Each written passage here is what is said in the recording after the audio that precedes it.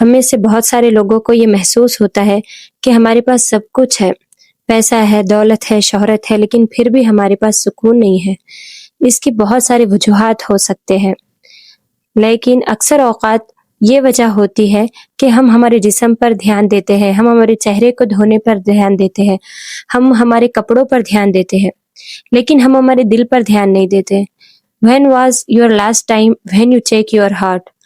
آپ کا آخری ٹائم کب تھا جب تم نے اپنا دل چیک کیا، اپنے دل کے اندر جھانکا؟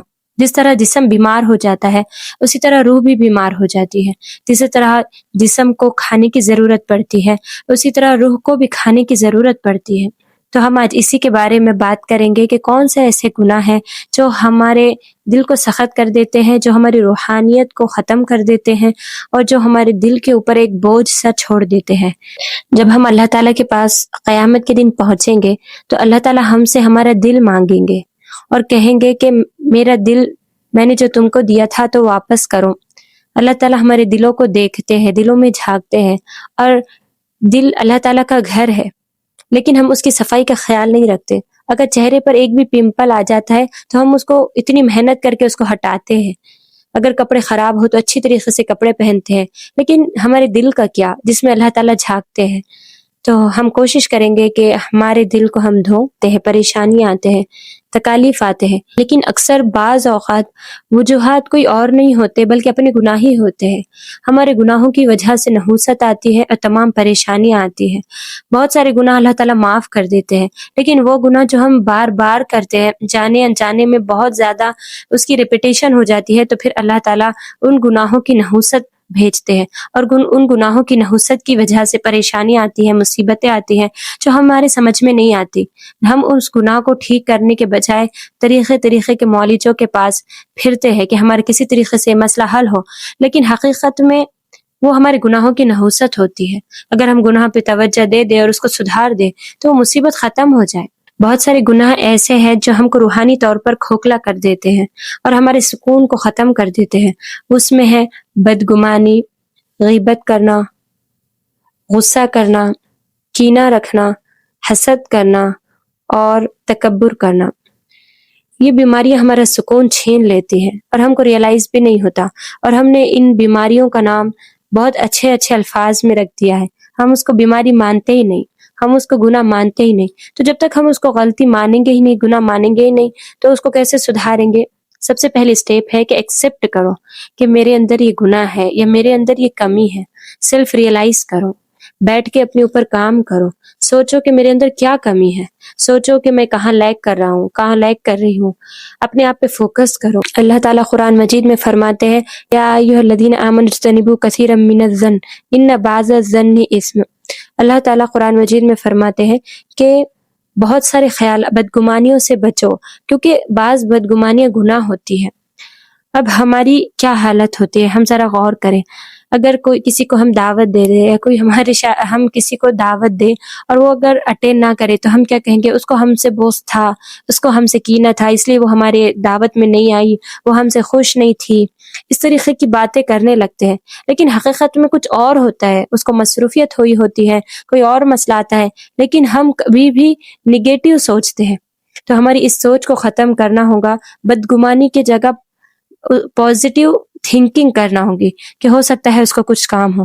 ایسا کرنے سے سامنے والے کا تو کچھ نہیں جاتا، لیکن حقیقت میں ہماری بہت ساری پرابلمز حل ہو جاتی ہیں۔ جب ہم بدگمانیوں سے بچتے ہیں تو ایک پازیٹیو ایٹیٹیوڈ ہمارے اندر آتا ہے، اور ہم کو ایسا لگتا ہے کہ کوئی انسان اتنا برا نہیں ہے۔ ہم محض بدگمانیاں پال پال کے ہمارے دل کو گندا کرتے ہیں اور بہت زیادہ اپنے اندر دل کے اندر برائیاں جمع کرتے ہیں۔ یہ ہمارے پاس کوئی اس چیز کا حق نہیں ہے کہ ہم کسی کے بارے میں بدگمانی رکھیں۔ ہم بہت زیادہ کسی کے بارے میں رائے قائم کرنے میں جلدی کرتے ہیں، اور ہم کو ایسا لگتا ہے کہ ہمارا فرض ہے کہ کسی کے بارے میں ہم ایک رائے قائم کرتے۔ مثلا اگر کوئی فنکشنز میں آیا ہے یا کوئی کلاس میں آیا ہے، اسکول میں، تو ہم یہ لڑکی کیسی ہے، ایک ہی دن میں ہم اس کا یہ فیصلہ کر دیں گے کہ اس کا کیریکٹر کیسا ہے، ایک ہی دن میں ہم یہ بتا دیں گے، اور یہی نہیں بلکہ ہم سامنے والے کو بھی بتا دیں گے کہ مجھے ایسا لگتا ہے کہ اس کا مزاج ایسا ہے، یہ اکھڑ مزاج کی دکھ رہی ہے، یا پھر یہ جو ہے اچھی نہیں ہے، اس کا کیریکٹر اچھا نہیں ہے، اس کا مزاج اچھا نہیں ہے، تو ہم اس طریقے کی باتیں خود سے ہی گھڑ لیتے ہیں اور خود سے بنا دیتے ہیں. اس میں حقیقت میں کوئی حقیقت نہیں ہوتی. تو ہم کو کسی کے بارے میں فوراً فیصلہ کرنے یا بدگمانی کرنے سے اچھا ہے مثبت ایٹیٹیوڈ رکھیں، یا یہ سوچے کہ جب تک میرے پاس کوئی ثبوت نہیں ہے اس بات کا تو میں اس بارے میں، اس شخص کے بارے میں کوئی بھی رائے قائم نہیں کروں گی. تو جب رائے قائم نہیں کروں گی تو میں آگے بھی نہیں بڑھاؤں گی جب تک کہ کوئی ثبوت میرے پاس نہیں آتا. ہم کیا کرتے ہیں کہ جیسے ہی ہمارے پاس کوئی بات پہنچی تو ہم ہمارا یہ فرض سمجھتے ہیں کہ جلدی سے دوسروں تک پارسل کریں کہ یہ بات میرے تک پہنچی ہے، اور ہم یہ نہیں دیکھتے کہ وہ بات جھوٹ ہے، صحیح ہے، غلط ہے، لیکن ہم یہ ہمارا فرض سمجھتے ہیں کہ جلدی سے دوسروں تک بات کو پہنچا دیں. تو ہمارا ایٹیٹیوڈ یہ ہونا چاہیے کہ ہم اس بات کی پہلے تحقیق کریں، کیا وہ سچ ہے، اگر وہ سچ ہے تو ہی آگے بڑھائیں، اور اپنے اور خود سے بھی کچھ نہ سوچیں، بلکہ جب ہم تحقیق کریں تبھی کوئی گمان کسی کے بارے میں قائم کرے. کوئی ہم کو لگتا ہے کہ کسی کا گمان قائم کرنا یا کسی کے بارے میں رائے رکھنا یہ ہمارے لیے بہت ضروری ہے. ایسا نہیں ہے، ہمارے لیے اتنا ضروری نہیں ہے کسی کے بارے میں کوئی رائے قائم کرنا. اللہ بہتر جانتا ہے، اللہ بہتر جانتا ہے، ہم اللہ کے بھروسے پہ چھوڑ دیں. یا ایھا الذین آمنوا اجتنبوا کثیرا من الظن ان بعض الظن اثم ولا تجسسوا ولا یغتب بعضکم بعضا. یعنی گمان کے بعد اللہ تعالیٰ نے جاسوسی کے بارے میں کہا ہے. یعنی کہ جب ہم کسی کے بارے میں بدگمانی رکھتے ہیں تو پھر ہم جاسوسی شروع کر دیتے ہیں، اور جاسوسی کے اس کی حقیقت کیا ہے، اس کے گھر میں کیا آ رہا ہے، اس کے گھر میں کیا جا رہا ہے، ہم کو کیا لینا دینا، اس سے کیا ہوگا. یہ میرا آپ سے بولنے کا مقصد آپ کے دل کو آزار کرنا یا دل کو تکلیف پہنچانا نہیں ہے، آپ کی غلطی کو پوائنٹ آؤٹ کرنا نہیں ہے، بلکہ میرا مقصد یہ ہے کہ یہ جو بیماریاں ہمارے اندر ہے اس کو ہم چھوڑ کے زندگی میں سکون حاصل کریں. یہی وہ بیماریاں ہوتی ہے جو ہماری عبادت کے باوجود، جو ہماری ایک اچھی سوچ اور ایک اچھی پوزیشن کے باوجود ہماری قبولیت میں رکاوٹ ہوتی ہے. اکثر اوقات ہم بہت زیادہ عبادت کرتے ہیں، 5 وقت کی نمازیں پڑھتے ہیں، قرآن کی تلاوت کرتے ہیں، نفل نمازیں ادا کرتے ہیں، اور طرح طرح کے ذکر اور اذکار کرتے ہیں، لیکن ہم جو ان بیماریوں میں مبتلا ہوتے ہیں تو اس وجہ سے ہماری کوئی بھی عبادت قبول نہیں ہوتی.